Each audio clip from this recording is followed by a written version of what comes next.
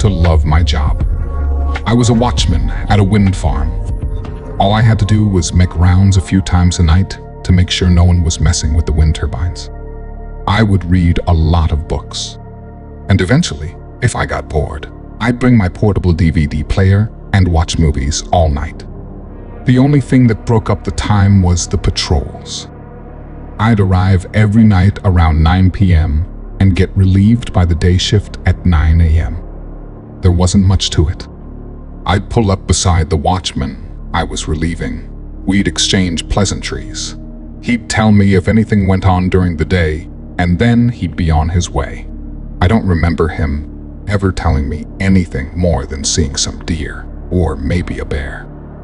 There were a dozen windmills stretched out over 5 miles, each connected by a dirt road.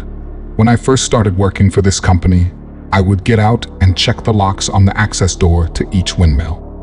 After 5 years, I'd drive by and barely glance at the things. Most times, I'd still be watching my movie or show while I'm driving. Not a lot of traffic on that dirt road. I drove into a ditch only once, but I got the car out with minimal difficulty. The worst part about that was the embarrassment.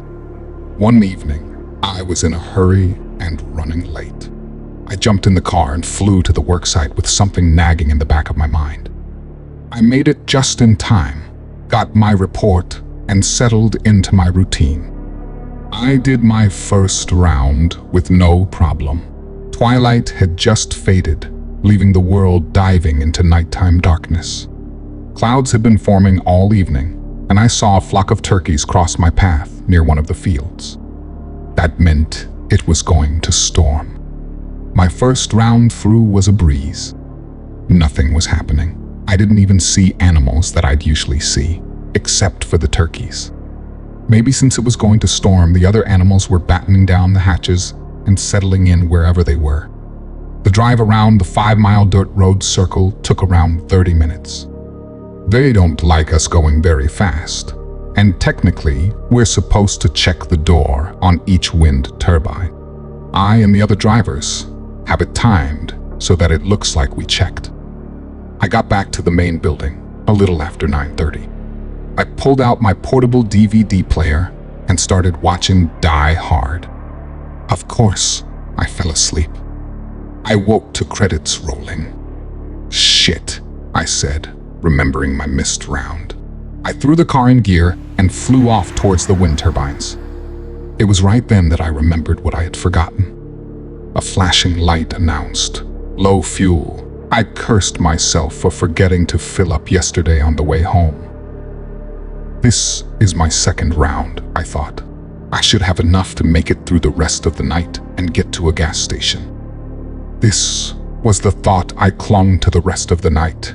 My second round was uneventful.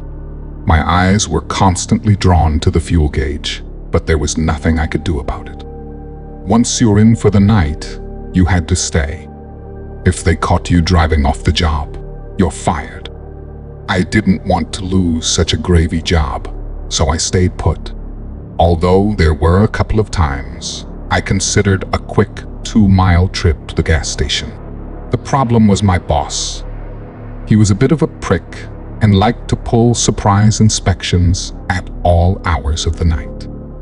He liked to pretend he was being a nice guy, showing up to see if I needed anything, but I knew why he was really there.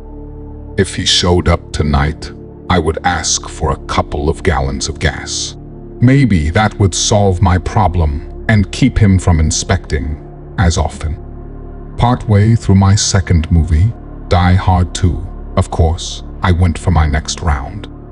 It had just started to rain, making my windows fog up and my defroster wasn't working the best.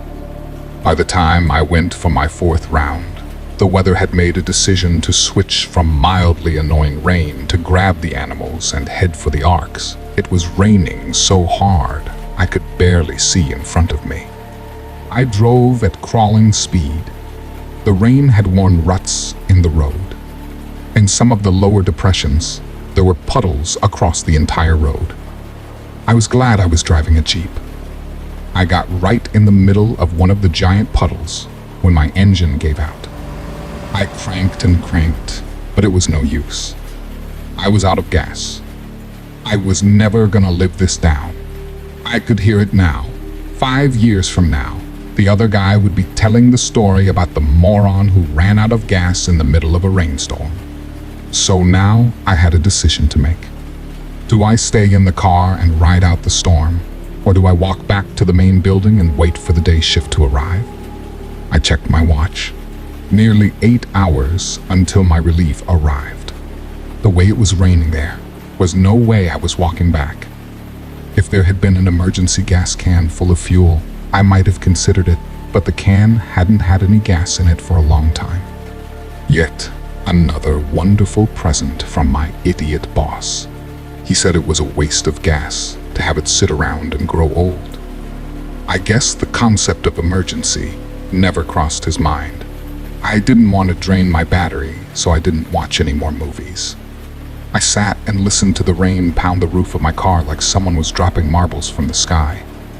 That's when my mind started playing tricks on me. I guess it was as bored as I was, and decided to have a little fun. I was whistling a little tune in my own off-key way that makes people stuff cotton in their ears when I happened to glance in the rearview mirror and the mirror glanced back. I swore I saw a set of eyes looking in the back window. I whipped around so fast my neck cracked, but nothing was there.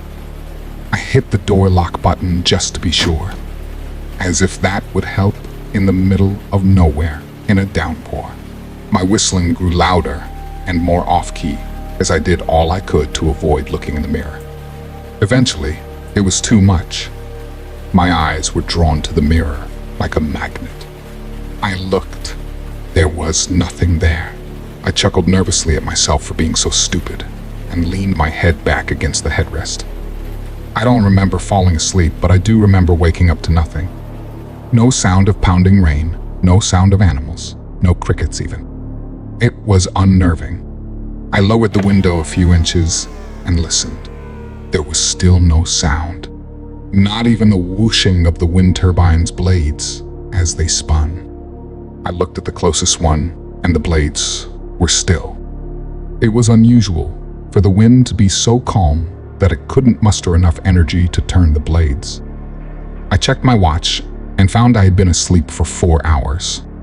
The storm clouds had drifted off, and the moon had appeared. It wasn't quite full, but bright enough to light the ground and create hundreds of shadows of the trees that surrounded me. It was a beautiful night, the kind of night that made me glad to live in rural Pennsylvania. It made me seriously rethink waiting in the Jeep until morning. My mind held a tug of war as I hummed. Should I stay or should I go? I looked at my watch again. In just under 4 hours, my relief would be driving through the gate. What would he do if I wasn't there? It would be much easier to explain and have him go get me some gas rather than wait for him to do his first round and find me sitting in the middle of the road. My mind was made up. I grabbed the flashlight from the glove compartment, staring for a long moment at the handgun sitting beside it. I thought about it, but decided to leave it behind. Most of the animals in these woods want nothing to do with humans, and the others are easily scared away with a little yelling. I locked the door as I stepped out and my foot landed in a deep puddle. I sighed as the water oozed past my ankle and filled my sneaker. The puddle encompassed the entire car. It was easily 12 feet across. I knew hopping on one foot wouldn't do anything but get my clothes wet, so I put my second foot down and closed the door. I started wading through the puddle to the far side until I found dry land. I shone my light at the closest wind turbine. It was number 5. I knew that was the furthest one from the gate. Being at the halfway point, it didn't matter if I went forward or back. I decided to go forward and started off on my trek. For the first part of my trip, the only sound I heard was my shoes squishing. It was unnerving having your only companions being total silence and hundreds of shadows cast from the trees. I shone the flashlight around in the trees and saw plenty of eyes shining back at me, but they were silent. It was as if they were seated in the pews of a church, and I was walking up the aisle, looking for my seat. The eyes ranged in size from small to quite large, and yet none of them made a sound. Were they really afraid of me? I paused to take a break, and that's when I heard it. A footstep behind me. It wasn't a heavy thud. It was a soft squish of grass under a large foot. I whipped around and shone my light where I thought I heard the sound come from, but there was nothing. I panned all around with the light, but all saw were a gravel road and endless trees. Seeing nothing was possibly worse than seeing something. A deer, a bear, even a coyote would have been something I could deal with. But nothing created this void that my mind filled with all kinds of horrible creatures. The unnerving silence continued as I started walking faster without thinking about it. Even the squish of my shoes seemed louder in the absence of woodland noises. I started thinking about my destination. It was tempting to cut through the woods and save myself a lot of time, seeing I was still on a long loop of road. Had it been daylight, I might have considered it. In the dead of night, with a nearly full moon over my shoulder and dawn hours away, I didn't give it a second thought. I thought that perhaps whistling would soothe my jangled nerves. I tried whistling the happiest tune I could think of, but the echo came back to me, bent and twisted like the children's song that plays in a horror movie. I ended my whistling soon after it started. I was halfway through a verse when the tune died on my lips. The sudden, unexpected silence brought me the horrible gift of another footfall behind me. I whipped around as quickly as I could and shone my flashlight around. This time, my mind wasn't given the luxury of scaring me with nothing. This time, I saw a set of eyes. They were large and red, but what was most unnerving about them was their distance from the ground. Whatever it was, its eyes were a good 8 feet off the ground. It was 40 or 50 yards away and hiding behind a tree, but those eyes will haunt me for the rest of my life.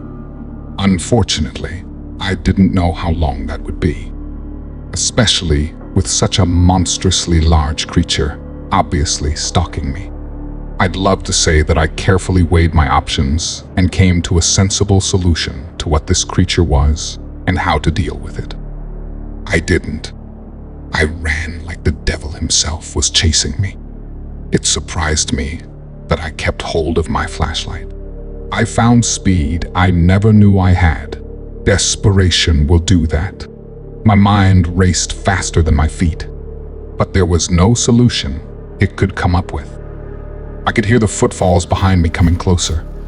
It was going to catch me. It was only a matter of when.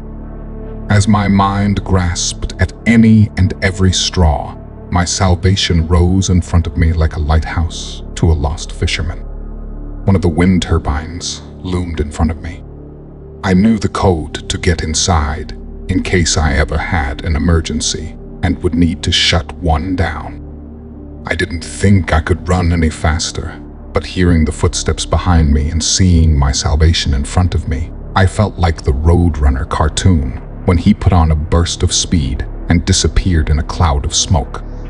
Of course, that was all in my mind. Reality dashed my illusion as the sounds of massive feet grew even closer. It no longer cared about stealth. I could hear it on the gravel road now. My curiosity wanted to turn and at least identify my pursuer, but I forced myself to focus on what was in front of me. Stumbling because I wasn't focused or because of seeing the creature that would be my doom would be catastrophic. The 400-foot-tall monolith loomed large in front of me.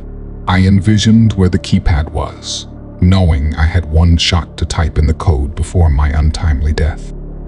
As salvation drew near, panic set in. I became obsessed with the notion that I would be caught at any moment. I have no idea what possessed me to do it other than sheer terror and desperation. I took the only thing I had available to me, my flashlight, and threw it backward. By some miracle, I heard a muffled thud and a slight groan. The sounds came from much closer than I wanted, but I still refused to look back. I reached the door to the turbine, punched in the code, and yanked the door open, straining my arms because of its weight. I was no sooner inside than I pulled the door shut. Just before it latched, a set of massive fingers appeared in the doorway.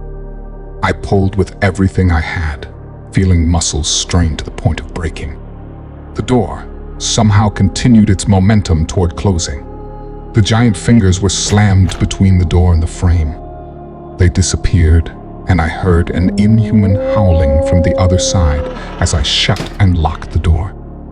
I collapsed to the floor, gasping for air as my mind kept replaying the image of the fingers appearing in the doorway.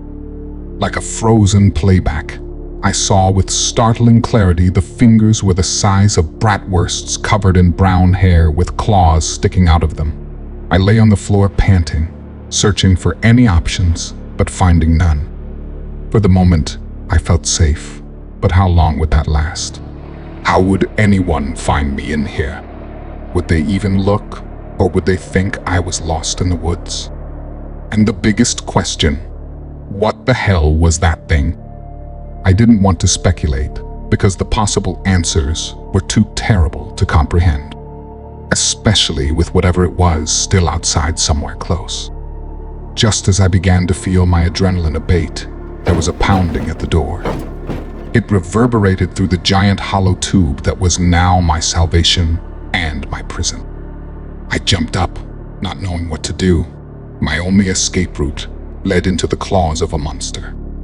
I looked all around for any help, but finding none, I resigned myself to wait for my inevitable demise. I could see the door vibrate with every impact. I knew it was made of sturdy metal, but even metal has its breaking point.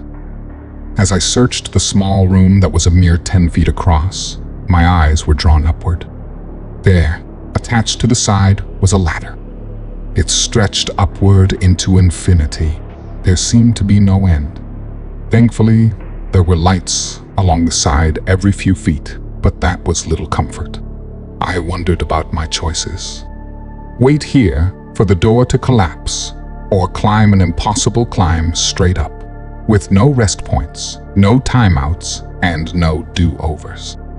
If I climbed, it would be all or nothing. Failing halfway up just meant I would need to climb the whole way back down to my current hopeless situation. I had no idea if I had the strength or stamina for such a climb, but another round of pounding at the door made my mind up for me. I stepped onto the ladder tentatively, as if waiting for the rung to give out under my foot. After a moment, I stepped onto the second one, then the third. The fourth rung brought mere disaster. I slipped and fell back to the floor, landing in a puddle. This painfully reminded me that my shoes were soaking wet. Even though there were grip pads on the rungs, I still needed to be extra careful and step on the arch of my foot, not the ball. I got up and checked for injuries. I was sure there would be a bruise or two, but other than that, the only thing that was hurt was my pride. The thumping on the door refocused my priorities.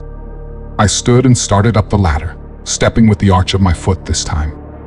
I started out slowly, making sure every foothold was secure before stepping to the next rung. Soon, I gained confidence and was moving a little faster. My breathing was getting ragged as the exertion sapped my energy. I regretted skipping supper and hadn't eaten any of my snacks this evening. I paused my climb and hooked my arm into the ladder to keep me from falling as I caught my breath. It was then I made two mistakes. One was looking up, the other was looking down. When I looked up, it seemed like I was no closer to the top than when I started. When I looked down, I saw I had made enough progress to kill me if I stumbled. There was one other thing I saw when I looked down that made me want to cry. Hanging on the wall were several safety harnesses. There was a metal cable that ran beside the ladder. For one brief moment, I considered climbing back down to get a harness, but I realized I might not have the energy to get back up. The rest of the climb seemed to take forever. My breaks became more frequent and took longer each time. My feet were screaming at me for a rest. I was near total exhaustion when I looked up and saw the top of the ladder. The excitement carried me the rest of the way up. I climbed off the top of the ladder and collapsed onto the metal landing. I laid there for what seemed like an eternity until my strength returned. I stepped through the door that led into the generator room. It was cramped due to the machinery taking up most of the room. There was a small walkway beside the generator and a hatch that opened to go outside. I looked around and found a safety rig. I put it on and secured the line to a hook as I opened the hatch to the outside. Dawn had broken, and the world was lit with the brilliant orange of early morning. The beauty so overtook me that I didn't notice the wind that had been still after the storm now buffeted against me, threatening to knock me off my feet. I stumbled, feeling grateful for the safety line. I watched as one of the massive blades passed by a few feet away. My only reason to take this risk was to look down and see if my pursuer had given up and left. I slowly peeked over the side, fighting the nausea-inducing vertigo from the sheer height. I looked around at the tiny trees below and didn't see anything out of the ordinary. I was about to go back inside when movement caught my eye. It was the creature. It had come around from the other side of the base of the turbine. I marveled at how tiny it looked from up here. Yet it still presented me with the conundrum of how to escape. I stepped back inside and looked around for the answer. After a brief search, I found a radio amongst the controls on the wall. I pressed a button and an alarm went off. I pressed it again to silence it. I tried another button and was rewarded with static. "Hello? Hello? Can anybody hear me?" I said into the microphone. I repeated it again, still receiving static. On the third try, my boss answered. "What the hell are you doing in one of the units?" He said. It was an emergency, and this was the only way I could contact someone." He harumphed on the other end. "What was the emergency?" "I'd, rather not say on the radio," I said. "Can you come to get me?" He sighed. "Which unit are you in?" "Number 6. It'll be a little while." "Like how long?" "Like when I get there," he grumbled. The line went back to static. I felt some relief in the fact that at least someone knew where I was and was coming to get me, eventually. Out of curiosity, I climbed back outside and leaned over to check on the creature. My blood turned to ice in my veins from what I saw. The creature was looking up at me. It must have heard the alarm. Then it did the thing that would haunt my nightmares for years to come. It started climbing the outside of the wind turbine. My eyes were drawn to the horrible sight and were unable to look away. I kept hoping it would lose its grip and fall, but it didn't. It got closer and closer. When it was around halfway up, my mind woke to the danger and sent my body into action. I lunged back inside and closed the hatch. I unfastened the safety line and headed back for the main ladder. It took much less time going down the ladder than it did to go up. Several times in my haste, I slipped, nearly taking the express lane down that ended in death. Eventually, I made it. As I took a moment to catch my breath, I heard the top of the turbine being assaulted. The bangs resonated down the tube, making them sound even louder. I opened the door as quietly as possible, hoping the noise the creature was making above would cover my exit. As I did, a few brown hairs fell to the floor. I picked them up and stuck them in my pocket. As I slowly opened the door, it made a slight creak. Suddenly, the noise above me stopped. My heart leaped into my throat. I stopped breathing. My mind sent me unhelpful images of the creature jumping down and dismembering me. As I stood as still as a statue, I smelled smoke. I looked up and black plumes were flowing from the turbine. I ran as fast as I could back toward my Jeep. I refused to look as I heard a roar behind me. I nearly ran into my boss's car as he turned the corner. "What the hell?" he said, getting out. "Look," I said, pointing at the turbine. "I see. What the hell did you do?" "No, look," I said, pointing toward the black smoke. What am I supposed to be seeing other than millions of dollars literally going up in smoke? I stopped and looked at the burning machine, but there was no creature there. I jumped in the car and slammed my door.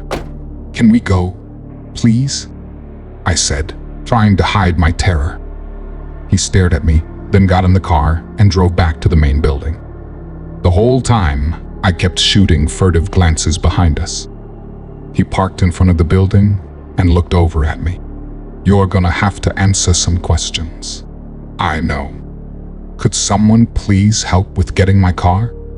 I ran out of gas. That's why I was in the turbine." "Why didn't you just wait in your car?"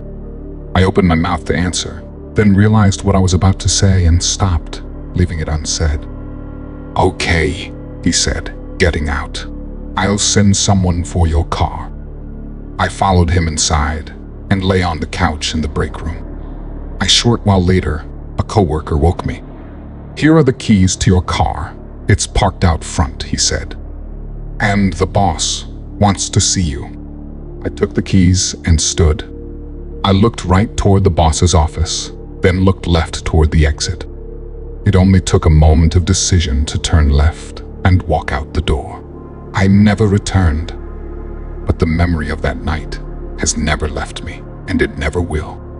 The following day, I read in the paper about the turbine fire and how they found a carcass of a bear that must have gotten trapped in the blaze. But I knew better. I knew the company would come after me for the destruction of their expensive turbine. I also knew if I told the truth, they'd haul me away in a rubber truck. Either way, I was about to disappear, and my story would never be told. I found a group that specialized in unexplained phenomena. I walked into their office with a bag in my pocket that had 3 brown hairs in it. I knew they'd want to hear my story. If you enjoyed this video, don't forget to like and subscribe to Descent into the Unknown for more terrifying stories.